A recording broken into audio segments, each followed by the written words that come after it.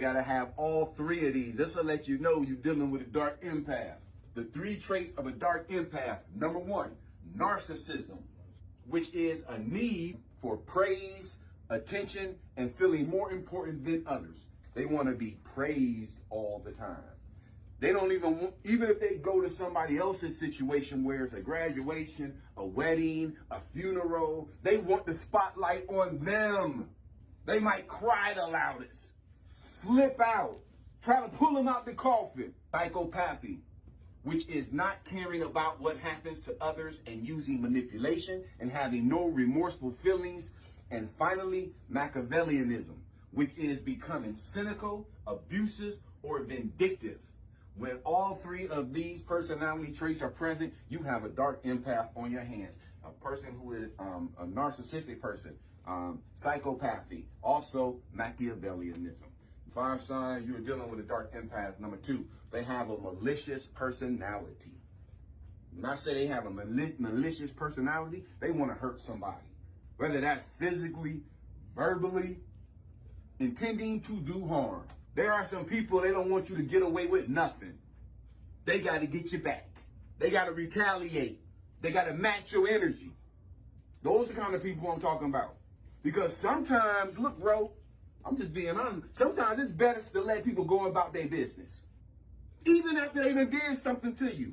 Because sometimes that feeling of, I got to get back at them, I got to get them back, that's cool when you a little kid. But when you're a grown person, man, you might make a bad situation worse. Sometimes you got to cut your losses and let them go about their business. Because if you just stole $500 from me, and I know doggone well, if I confront you, I might have to kill you over it, keep that $500. Because that's all it took for me to know that you wasn't worth about nothing to be in my life. And that ain't really bad. Because there's some people, it take $1 million to find out that person ain't worth nothing. 500,000, your whole life savings. You feel what I'm saying? Intending to do harm. When hanging out with friends, it's fun to make jokes and laugh, but is one of your friends always making you the butt end of their joke? We talking about a malicious person. Because if they always making you the butt end of their joke, making fun of your pain, that's malicious. That's not friendship. We don't play like that. If you have a friend who constantly puts you in an embarrassing or compromising positions or reveals embarrassing information about you to others, do not continue to allow this person around you, because this is not normal or healthy behavior, nor is it healthy to be around somebody like that. It's not healthy mentally for you to be around somebody who points out your flaws. It's not healthy to be around somebody who drags you down. 5 signs you dealing with a dark empath. Number 3, they are like Prince or Princess Charming until. And we got some people, man, they good at acting real cool around your family. Because some of us, man, we got family members who are in some abusive relationships, but we don't know it. Because when the person come around the family, they all. But when they get home, your auntie, oh, he's going upside her head. She better not act like it's a problem when she get around y'all. Keeping it real. There's some men out there in some situations where they got some women abusing them. Yeah. It's the truth, man. There's some women out there, they bowdy. And rowdy. You out there fighting, boy. I'm telling you, man. I ain't never been in that, but I'm telling you, it's out there. I know people who've been in it. I know. What'd you say? Your baby mom used to beat you up?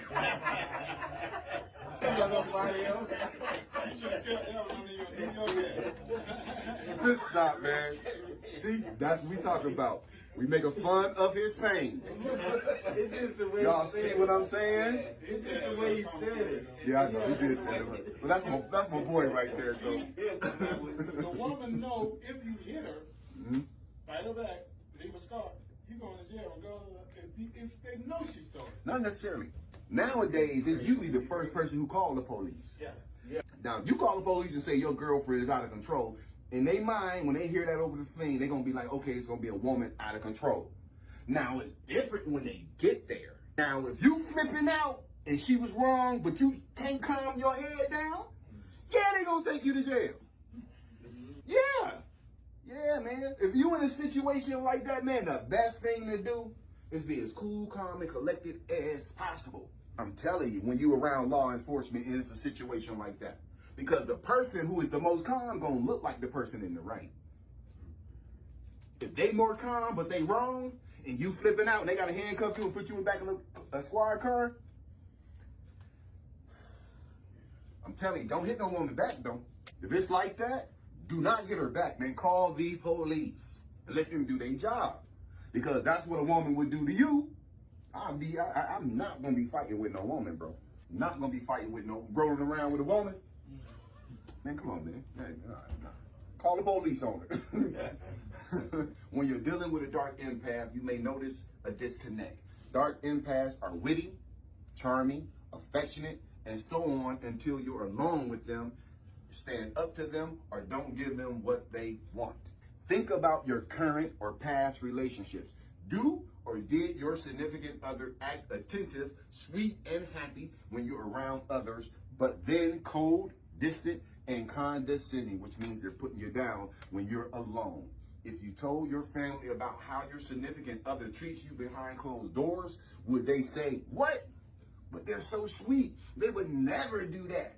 That's why they nice around your family. When y'all falling out, they got allies. When you go around your mama, you like, I'm about to leave her. I'm done with that. That sweet girl. What you gonna leave? You gonna make a mistake, you leave that girl. You listening to your mama. But see, your mama don't know what you know. About that girl. Right. This is a sign of a dark empath. They've created an image that they use around mutual family and friends. That way, they can manipulate you or guilt you. 5 signs you're dealing with a dark empath. Number 4, they get upset when anyone is expressing something positive. You better be wary of people like that.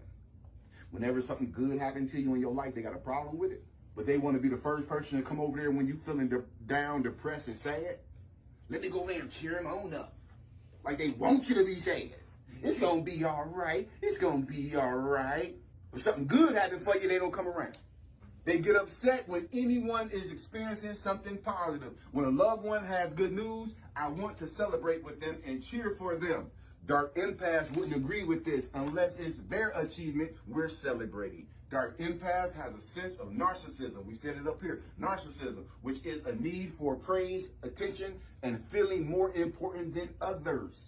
Dark empaths has a sense of narcissism to them, which makes them feel more important than anyone else. If they're not having fun or receiving praise, then no one should have fun or receive praise. A dark empath may show their feelings by making fun of the person of honor, by downplaying their achievement. Oh, that ain't nothing.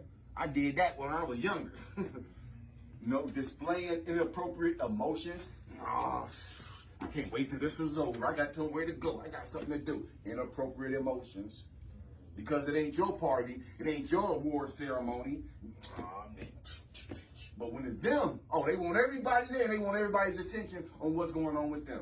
Displaying inappropriate emotions or removing themselves from the situation altogether. They just get up and leave in the middle of the wedding. They didn't like the way the funeral was done, so they get to the funeral and they just leave in the middle of the funeral. Puffing and puffing the whole way out the funeral.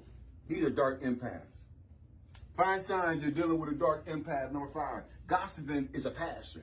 If you want to know, if you want to be able to spot a dark empath, gossip is their passion. They eat, sleep, drink, and breathe gossip. If they on the phone, they gossiping. When they hang up with that person and somebody else calls, they call somebody else, they back to gossiping.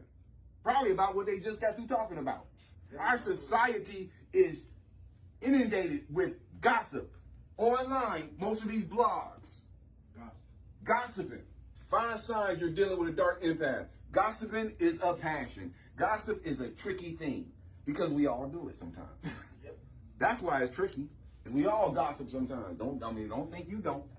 Whether you like to gossip or not, a lot of us are guilty of listening to or spreading it. A lot of us are guilty of listening to it or spreading it. When it comes to gossip, dark empaths are social butterflies, which means they can hover around everybody. So not only are they cool with you, they might be cool with your enemies. Oh, I like that. Yeah, man. And you got some people who know how to play both sides. They good at it. And you got to be careful for somebody who is a butterfly, social butterfly, and they hang around you and they hang around the people that don't like you, because they could be taking information from you to them, and then taking information from them and giving it to you, and you wondering why you in this constant back and forth with some people for years, 2 or 3 or 4 years, and the reason is because of this empath, butterfly, and all y'all business. Gossip is a tricky thing, whether you like the gossip or not. A lot of us are guilty of listening to or spreading it. When it comes to gossip, dark empaths are social butterflies. They know who's who, what's what, and they have all the drama to go with it, and tell everyone and anyone who will listen, because gossip is something that a majority of people will listen to for a sense of inclusion and bonding. A dark empath has a limited audience who will hang on to their every word. A dark empath, they know, they don't have to tell a lot of people. They want to get a rumor out, or get a lie out, or get some gossip out about you. They know at least 3 people or 2 people or 4 people to go to, and it's like telling everybody in your circle. They're good at that. So, 5 signs you're dealing with a dark empath. Number 1, all 3 signs of a dark empath are present in their personality: narcissism, psychopathy, and Machiavellianism. Number 2, they have a malicious personality. Number 3, they are like Prince or Princess Charming until. Number 4, they get upset when anyone is experiencing something positive. And number 5, gossiping is a passion. How do you not interfere with gossip? Because I was just reading that last one, and you said, What do you mean not interfere with it? How do you Not entertain it? entertain it or get yourself out of it? Yeah, Oh, yeah. man, How do that? this is how you do it. How you do it? People who gossip, they know who to take stuff to. You have to be a listening ear. That's it. If you're not a listening ear, gossipers are not going to deal with you. Cool. Gossipers only deal with listening ears. So if they come into you, they know you weak-minded for that gossip. They know you going forward. Because there's some people, man, they'll pull a chair right up. What is it? What's going on? What's the dip? What's the tea? What's the news? What's the gossip? What's the business? It's some people really want to know. If you're one of those people who don't feel that, it makes you uncomfortable. So when they call you up on the phone, they start gossiping. Hey, I'm getting off the phone. I don't want to hear that. And you get off the phone, you do that 2 or 3 times, they don't bring stuff to you. So if they bringing it to you, it's because you entertaining it. That's my problem. If they bringing it to you, it's because you entertain it. I sit right there and listen. And they peep your weakness. Because listening to gossip is not a strength. A strength is saying, I ain't trying to hear that. I don't care if you're talking to your daddy. And he bring your mama up. Hey, listen. Hey, Dad, I love you. Don't talk about my mom. I don't want to hear no gossip. I love you and I love her. I got to go. Click. That's to protect your own mental. You sit on that phone and entertain that, guaranteed they're going to bring some more stuff to you. And the more stuff they bring to you, gossip going to take energy up out of you. It doesn't add energy. Doesn't add energy listening to gossip. It takes energy out of you, because later on you'll be feeling bad and you won't even know why you're feeling bad. You won't even link it. Most people don't even link what they saw on TV, what they saw online, what they just heard from somebody, some news. Somebody can just tell you, hey man, you know, a man just got shot 3 streets over and got killed, and they found his body. You like, oh, for real? Yeah, man, y'all just in passing. Yeah, man, right down around the street, like, man, wow, for real? Yeah, hey, I'm about to go, I'll see you later. And you go ahead about your business, and then like 3 hours later, you've got this feeling about yourself, and you're like, what in the world? Most people don't process that. That's how easily somebody can kill your mood with something that ain't got nothing to do with you, bro. And you like, damn, why do I feel like this? Why am I feeling so bad? And see, but me, I can figure it out. I can pinpoint it, because I ain't supposed to feel bad. Because if you're feeling bad, there should be a reason. I mean, if I'm walking and I hit my arm on the door and my arm start hurting, okay, I know what happened. I hit my arm on the door. Yeah. Or if I start feeling nauseated, all of a sudden, I can say, man, what did I eat? Oh man, I just got through eating that sub from the 7-Eleven. I ain't getting another one of them. You see what I'm saying? You're supposed to be able to pinpoint stuff. Self-awareness. Self-awareness. So when you're feeling out of line with yourself, you know how to pinpoint what is different about today. What was I talking about today? What did I see on Facebook today? What did I see online? Who was I having a conversation with? And pinpoint where this misery is coming from. And then when you pinpoint where the misery is coming from, you can act accordingly. But to answer your question, though, as far as gossip, you got to quit entertaining it. Because whoever bringing it to you, they see that as a weakness. That you want to be entertained by bad stuff happening to other people. Or foolishness. Yeah, or foolishness. Who's sleeping with who? The thing we supposed to do when we hear that kind of stuff, like who's sleeping with who just went to jail, who just got locked up. We supposed to pray for people like that, man. When I hear something like that, I want to pray for the person. I don't care if I don't even know them. Lord bless them, protect them, help them with whatever they're dealing with. Amen. Or in Jesus' name, amen. However you get down. But you ain't supposed to talk about people. You're supposed to help them. And if you can't help them, pray for them. Now, if you getting nourishment off of gossip, that's not nourishment. Shame. I'm trying to tell you. Any other questions, concerns, or comments, y'all? I'll just say that Go ahead. you just said that those things are similar to Jeffrey Dahmer, so that's dangerous. Those are dangerous people to be around. Yeah. Some things are better just to let people go about their business.